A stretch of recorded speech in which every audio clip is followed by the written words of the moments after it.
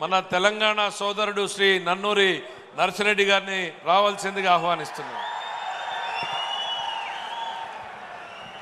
గౌరవనీయులైనటువంటి సభాధ్యక్షులు, జాతీయ తెలుగుదేశం పార్టీ అధ్యక్షులు, భారత రాజకీయ ధృవతార మన ప్రియతమ నేత నారా చంద్రబాబు నాయుడు గారికి నిందలు, అపనిందలు, దాడులు, ఎదురుదాడుల మధ్య ఎదిగి యువగలమై నవగలమై జనబలంతో సాగుతున్న మన నేత, యువనేత నారా లోకేష్ గారికి, వేదికపై ఉన్నటువంటి అతిరథ మహారథులకు, సభా ప్రాంగణంలో ఉన్నటువంటి అతిథులకు, గ్రామాల నుంచి, గడపల నుంచి, తండాల నుంచి, తాలూకాల నుంచి, హైవేల నుంచి, బైపాసుల నుంచి, వివిధ రాష్ట్రాల నుంచి, వివిధ దేశాల నుంచి పసుపు జెండాలతో పయనమై వచ్చినటువంటి తెలుగుదేశం పార్టీ కుటుంబ సభ్యులకు, పత్రికా విలేకరులకు, మీడియా ప్రతినిధులకు, సోషల్ మీడియా సోదరులకు నమస్కారాలు. అందుకనే చెట్టు మీద కూర్చున్నటువంటి పక్షి కొమ్మ బలాన్ని నమ్ముకోదు, రెక్కల బలాన్ని నమ్ముకుంటుంది.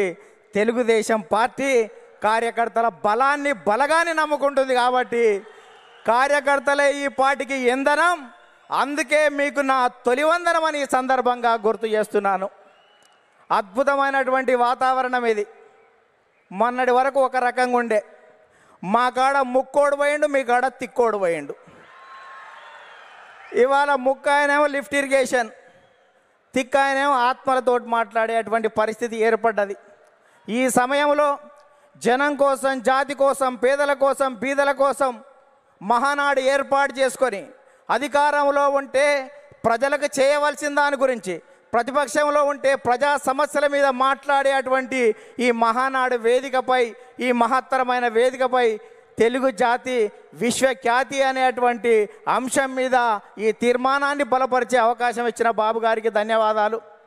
సోదరులారా, స్వర్గీయ నందమూరి తారక రామారావు గారి మనందరి ఆరాధ్య దైవం, తెలుగువాడి ఆత్మగౌరవానికి ప్రతీక, నమ్మిన సిద్ధాంతాల కోసం మడమ తిప్పని యోధుడు, ఎందరికో రాజకీయ జన్మనిచ్చిన కారణ జన్మడు, సినీ వినీలాకాశంలో రారాజుగా వెలుగుతున్నటువంటి సమయంలో రాష్ట్రంలో, కేంద్రంలో ఉన్నటువంటి పరిస్థితి చూసి ఢిల్లీ పురవీధుల్లో దిగజారుతున్న తెలుగువాడి ఆత్మగౌరవాన్ని పరిరక్షించాలని, తెలుగువాడి ఆత్మగౌరవం అంగట్లో అమ్మే సరుకు కాదని నిరూపించాలని, గాఢాంధకారంలో ఉన్న తెలుగు జాతికి వెలుగులు ప్రసాదించాలని, రాష్ట్రంలో ఉన్నటువంటి ఆర్థిక అసమానతలు, సాంఘిక దురాచారాలు, ఇవాళ నిరుద్యోగం, నిరక్షరాస్యత ఇటువంటివి పారదోలాలని, పేదల కోసం, బీదల కోసం, బడుగు జనం కోసం, పల్లె ప్రజల కోసం, అణగారిన జనాల అభివృద్ధి కోసం ఆదర్శవంతమైనటువంటి విధానాల ద్వారా తెలుగుదేశం పార్టీకి శ్రీకారం చుట్టాడు అని ఈ సందర్భంగా గుర్తు చేస్తున్నా.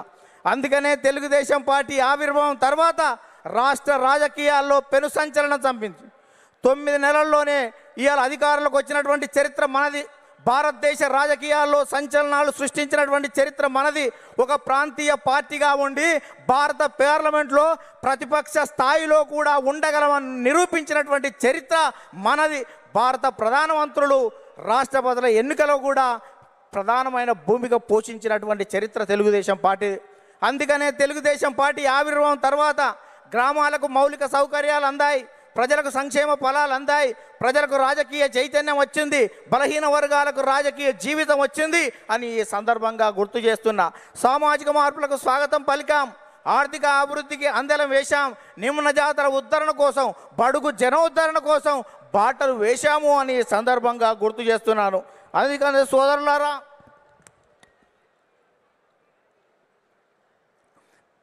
బడుగు జనోద్ధరణ కోసం బాటలు వేశాం. అందుకనే గతంలో రాజకీయాలు భూస్వాములు, ఆసాములు, జమీందారులు, జాగీర్దారులు, దేశ్ముఖులు, దేశ్ పాండేల కబంధ హస్తాలలో ఉన్నటువంటి రాజకీయాన్ని గరీబోళ్ళ ముంద ఉంచినటువంటి చరిత్ర తెలుగుదేశం పార్టీది. కమ్మరి, కుమ్మరి, జాగలి, మంగలి, ఎరకలి, మాల, మాదిగ, వడ్డెర, బలిజ, లంబాడ, కోయ, ముదిరాజ, పెరిక, మేరు, కాపు, వైశ్య, యాదవ నేత, గీత, కార్మిక, కర్షక, బడుగు బలహీన వర్గాల బిడ్డల చేతులకు ఈ రాజకీయ అవకాశాన్ని తీసుకొచ్చినటువంటి చరిత్ర తెలుగుదేశం పార్టీదని ఈ సందర్భంగా గుర్తు చేస్తున్నా. అందుకనే స్వర్గీయ నందమూరి తారక రామారావు గారు 2 రూపాయల కిలో బియ్యం పెట్టాడు.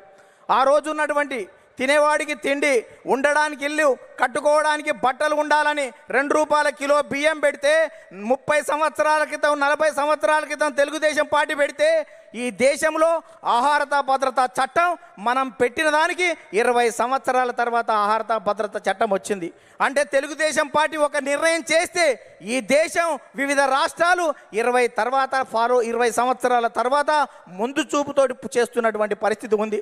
మనం మహిళలకు ఆస్తి హక్కు 30 సంవత్సరాల క్రితం ఇస్తే భారత పార్లమెంటులో మనం నిబంధన పెట్టిన తర్వాత 15-20 సంవత్సరాల తర్వాత కూడా భారత పార్లమెంట్లో పెట్టేటువంటి పరిస్థితి ఉంది. అందుకనే ఈ దేశంలో ప్రతి చట్టం కూడా తెలుగుదేశం పార్టీ ముందు చూపుతోటి విజన్ 20 తోటి ముందుకు పోతున్నటువంటి పరిస్థితి ఉంది. అందుకనే స్వర్గీయ నందమూరి తారక రామారావు గారు తర్వాత మన ప్రియతమ నేత నారా చంద్రబాబు నాయుడు గారు అధికారంలోకి వచ్చిన తర్వాత రామన్న రూపుదిద్దినటువంటి ఈ పార్టీని చంద్రన్న తీర్చిదిద్దాడు. అందుకనే విద్యకు ప్రాధాన్యత ఇవ్వాలనే ఉద్దేశంతో ఇవాళ సమైక్య రాష్ట్రంలో 23,000 పాఠశాలలు, 1,047 ఉర్దూ పాఠశాలలు, 40 రెసిడెన్షియల్ పాఠశాలలు, 4,352 అప్పర్ ప్రైమరీ స్కూళ్ళు, 906 ప్రైవేట్ జూనియర్ కళాశాలలు, 362 ప్రభుత్వ జూనియర్ కళాశాలలు, 131 ఇన్సెంటివ్ జూనియర్ కళాశాలలు, 1,295 డిగ్రీ కళాశాలలు, 275 బీఈడి, 276 ఎంసీఏ, 206 ఎంబీఏ, 188 ఇంజనీరింగ్ కాలేజీలు, ఇవాళ 26 మెడికల్ కాలేజీలు, 24 ఫిజియోథెరపీ కాలేజీలు ఏర్పాటు చేసి, 31 నర్సింగ్ కాలేజీలు ఏర్పాటు చేసి, 31 ఫార్మసీ కాలేజీలు ఏర్పాటు చేసి, ఇవాళ 1,60,000 టీచర్ పోస్టు భర్తీలు చేసి, 60,000 విద్యా వాలంటీర్ల నియామకం చేసి, కిలోమీటర్కి ఒక ప్రాథమిక పాఠశాల, 3 కిలోమీటర్లకు ఒక ఉన్నత పాఠశాల, మండలానికి ఒక జూనియర్ కళాశాల, రెవెన్యూ డివిజన్కి ఒక ఇంజనీరింగ్ కళాశాల, జిల్లాకు ఒక మెడికల్ కాలేజీ ఏర్పాటు చేసి 17% అక్షర శాతాన్ని పెంచి ప్రపంచవ్యాప్తంగా వస్తున్నటువంటి అవకాశాలని పునికి పుచ్చుకొని వెతికి పట్టుకునే దమ్మును, ధైర్యాన్ని, చైతన్యాన్ని, స్ఫూర్తి ఇచ్చినటువంటి చరిత్ర మన నారా చంద్రబాబు నాయుడు గారిని ఈ సందర్భంగా గుర్తు చేస్తున్నా. అందుకనే యువత నేడు నారా అంటే రా అని పిలుస్తున్నటువంటి తరుణం ఆసన్నమైంది అని ఈ సందర్భంగా గుర్తు చేస్తున్నా. చంద్రబాబు నాయుడు గారు ఐటీ తేవడం వల్ల ఇన్ఫోసిస్ వచ్చింది, ఐఆర్డీఏ వచ్చింది, IIIT వచ్చింది, ఐఎస్బి వచ్చింది, ఐసిఐ వచ్చింది, నల్సార్ వచ్చింది, నేషనల్ ఇన్స్టిట్యూట్ ఆఫ్ కన్స్ట్రక్షన్ వచ్చింది, ఇటువంటి జినోమ్ వ్యాలీ వచ్చింది, ఔటర్ రింగ్ రోడ్ అంకురార్పణ చేశాం, ఇవాళ ఇంటర్నేషనల్ స్టేడియాలు కట్టాం, ఇంటర్నేషనల్ స్టేడియాలు, ఎయిర్పోర్ట్లు నిర్మాణం చేశాం. ఇవాళ హైదరాబాద్లో అనేక రకాలైనటువంటి అభివృద్ధితోటి ప్రపంచవ్యాప్తంగా ఉన్నటువంటి కంపెనీలు ఇవాళ హైదరాబాద్కు వచ్చాయి, తెలుగు రాష్ట్రాలకు వచ్చాయని సందర్భంగా గుర్తు చేస్తున్నా. తెలుగుదేశం పార్టీ ప్రపంచవ్యాప్తంగా ఉన్నటువంటి తెలుగు వాళ్ళ కోసమే పనిచేస్తుంది అని సందర్భంగా గుర్తు చేస్తున్నాను. తెలుగు రాష్ట్రాల అభివృద్ధికి అడుగులు నేర్పినటువంటి చరిత్ర తెలుగుదేశం పార్టీది. తెలుగు రాష్ట్రాలలో ప్రగతిని పరుగులు తీయించినటువంటి చరిత్ర ఇవాళ తెలుగుదేశం పార్టీదని ఈ సందర్భంగా గుర్తు చేస్తున్నాను. అందుకనే సోదరులారా, ఇవాళ ప్రపంచవ్యాప్తంగా నారా చంద్రబాబు నాయుడు గారి మీద ఉన్నటువంటి మమకారంతో ఇవాళ చంద్రబాబు నాయుడు గారు అనుక్షణం, ప్రతిరోజు, ప్రతి గంట, ప్రతి నిమిషం, ప్రతి క్షణం ప్రపంచవ్యాప్తంగా వచ్చినటువంటి మార్పులను గ్రహిస్తూ మనని చైతన్యం చేస్తూ ఆ వైపు మనల్ని తీర్చిదిద్దు తెలుగు జాతిని మహోన్నత జాతిగా తీర్చిదిద్దేటువంటి దానికి శ్రీకారం చుట్టాడు అని సందర్భంగా గుర్తు చేస్తున్నాం. అందుకనే తెలుగుదేశం పార్టీ 20 సంవత్సరాల క్రితం చంద్రబాబు నాయుడు గారు జినోమ్ వ్యాలీ పెడితే కోవిడ్ టైంలో వ్యాక్సిన్ జినోమ్ వ్యాలీ నుంచి వచ్చి భారతదేశం మొత్తం ఇవాళ గర్వించదగ్గటువంటి వ్యాక్సిన్ 20 సంవత్సరాల క్రితం చంద్రబాబు నాయుడు గారు పెట్టిన జినోమ్ వ్యాలీలో తయారయ్యింది అంటే దేశం మొత్తం కూడా చంద్రబాబు నాయుడు గారికి ధన్యవాదాలు చెప్పవలసినటువంటి అవసరం ఉంది అని సందర్భంగా గుర్తు చేస్తున్నాను. అందుకనే అనేక మంది నేతలు రాజకీయంగా ఎన్ని విమర్శలు చేసినా మాన్యశ్రీ ప్రధానమంత్రి సైతం చంద్రబాబు నాయుడు గారి గురించి అనేక విషయాలు చెప్పారు. ముందు చూపుతో ఉన్నటువంటి అతని నాయకత్వాన్ని నేను అనుక్షణం చూస్తూ ఉంటానని చెప్పాడు. 20 సంవత్సరాల క్రితం చంద్రబాబు నాయుడు గారు టూరిజం గురించి చెప్తే ఎగతాళి చేసినటువంటి కమ్యూనిస్టులు మొన్న మా తెలంగాణ అసెంబ్లీలోనే టూరిజం అంటే మేము అపార్థం చేసుకున్నాం, అది అద్భుతం అని చెప్పినటువంటి పరిస్థితి చూసాం. అందుకనే ఇవాళటువంటి తెలంగాణలో ఉన్నటువంటి కొన్ని శక్తులు మనం నిత్యం వ్యతిరేకించే వాళ్ళు అనేక సందర్భాల్లో కూడా మనం చేసినటువంటి చంద్రబాబు నాయుడు గారి జినోమ్ వ్యాలీ గురించి కానీ ఆర్థిక అభివృద్ధిని ఏ రకంగా ముందుకు తీసుకువెళ్ళాడనేటువంటి విషయం ఒప్పుకున్నటువంటి ఉంది. అందుకనే ఇవాళ 2 రాష్ట్రాల్లో ప్రపంచంలో ఉన్నటువంటి తెలుగు వాళ్ళందరికీ తెలుగుదేశం జెండా కింద తెలుగు రాష్ట్రాలు కాదు ప్రపంచవ్యాప్తంగా ఈ తెలుగు జాతి ఏకం కావాలి.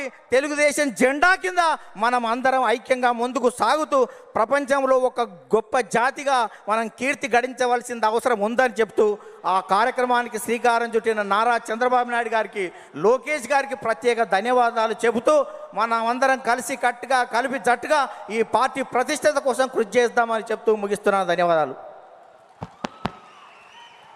థ్యాంక్ యూ నర్సిరెడ్డి గారు.